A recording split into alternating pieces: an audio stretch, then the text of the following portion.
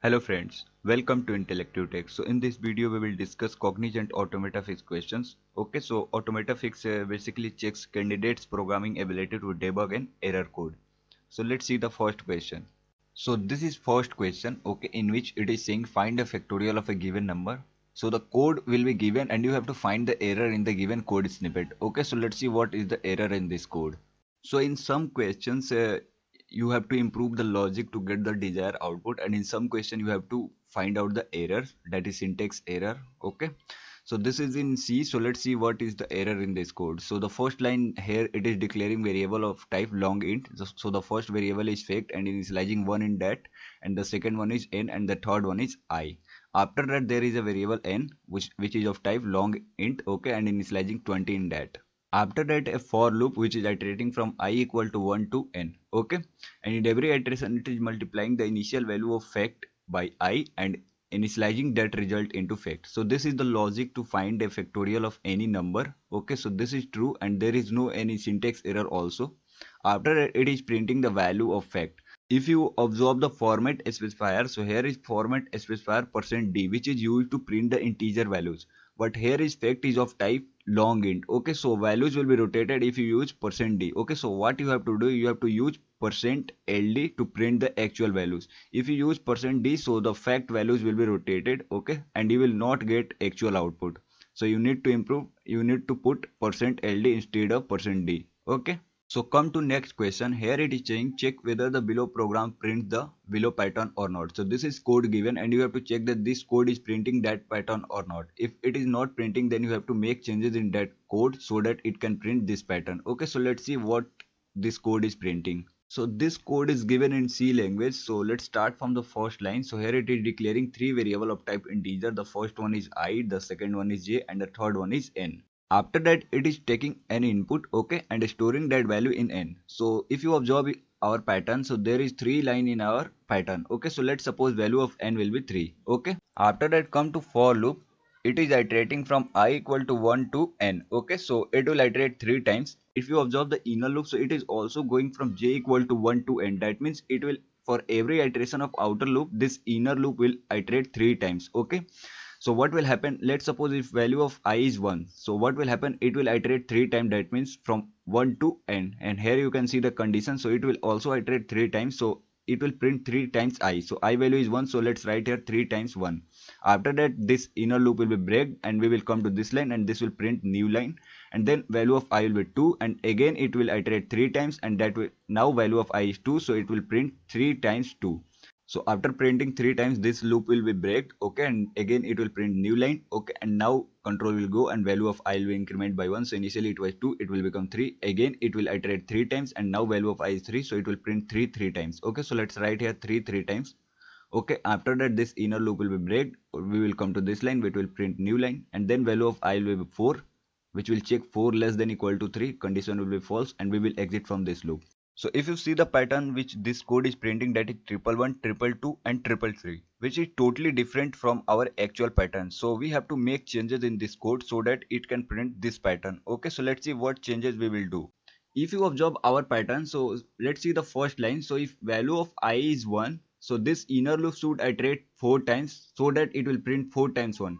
If value of I is 2, then this inner loop should iterate 3 times so that it can print 3 times 2. If value of I is 3, then it should iterate, inner loop should iterate 2 times so that it can print 2 times 3. So here j is initializing by 1 in every iteration. So instead of this one, you can write I minus 1.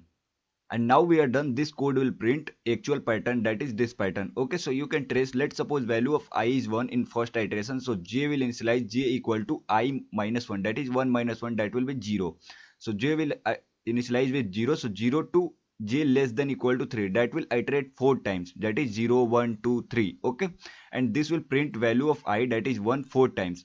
Now let's suppose value of I is 2, so j will initialize 2 minus 1, that is j will be 1, so 1 2 3, so it will go from 1 to 3, that is 1 2 3, so it will iterate 3 times and it will print 3 times 2. Now let's suppose value of I is 3, so what will happen, j equal to 3 minus 1, so j will initialize with 2, and here is the condition, that is j less than equal to 3. Okay, so that means it will iterate 2 times if value of I is 3, so it will print 2 times 3. So here you can see that in our pattern there is 2 times 3. So by doing these small changes, this code will print our actual pattern. Okay, so I hope you understood. Let's move to the next question. Okay guys, come to next question. It is saying find the greatest of 3 numbers. Okay, so this is the code given which will find the greatest of 3 numbers. Okay, so we have to tell what is the error in this code. Okay, so let's see what is the error. First of all, let's see this code is logically correct or not. Then we will see what is error in this code. So here it is declaring 3 variable, that is num1, num2 and num3. Okay, and taking input and storing that in number 1, number 2 and number 3. Okay, and after that there is one if condition, if num1 greater than num2 and num1 greater than num3. So that means number 1 is greater, so we will print that number here. Else if num2 is greater than num3, so here num2 will be the greatest number, else num3 will be the greatest number. So logically this code is correct. So there is 2 error in this code. The first one is, let's observe this if condition. So there should be one opening here and one closing here. Okay, otherwise this will give you error. And the second error is at this line, that is here you can see that else if there is no any space between else and if, so this will give you error. So you have to write that else space and then if and then the condition, that is num2 greater than num3. Okay, so by making these 2 changes, this code will successfully execute and give you the greatest of the 3 numbers. Okay, so I hope you understood. Let's move to the next question. Come to next question. Here it is saying give an n. Okay, and print 0 to n by identifying whether the n is even or odd. So here you can see that test case 1, if n value is 10, then you have to print all even number from 0 to 10. Okay, and if n value is odd, then you have to print all odd number from 0 to n. Okay, so here n value is 9, so you have to print 1, 3, 5, 7 and 9. So this is the code given and we have to identify error in this code. Okay, so let's start from the first line.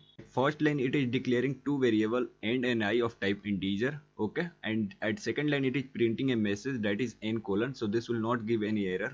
After that there is third line, that is scanf, which is storing the input value into n. So here you can see that there is a star n. So this will give you error. Instead of that star n, there should be address of n, so that that line will not give you any error. So instead of writing star n, you have to write address of n. Come to next line where it is checking value of n is even or odd. So it should compare n mod 2 with 0.